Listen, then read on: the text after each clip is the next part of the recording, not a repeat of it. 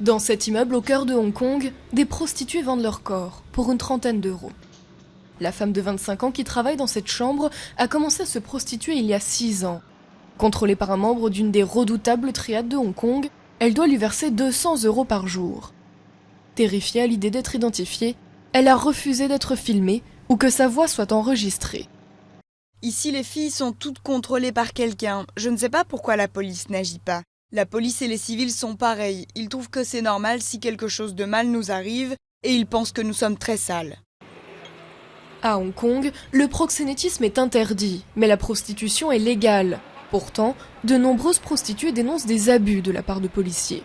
Une association a recensé plus de 200 plaintes visant des agents depuis le début de l'année.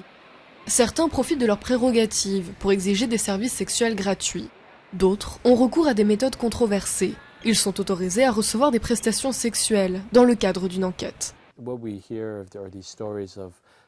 On entend des histoires de policiers allant voir des prostituées une, deux, plusieurs fois, sous prétexte de réunir des preuves.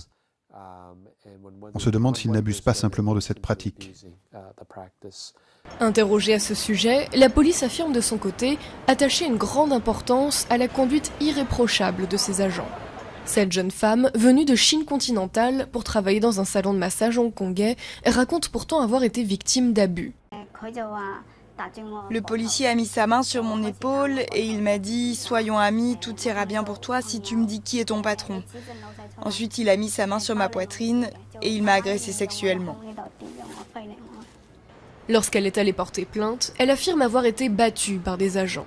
Résignés, beaucoup dans son cas renoncent à se rendre au poste de police. Leur seul recours, les associations ou la solidarité entre victimes.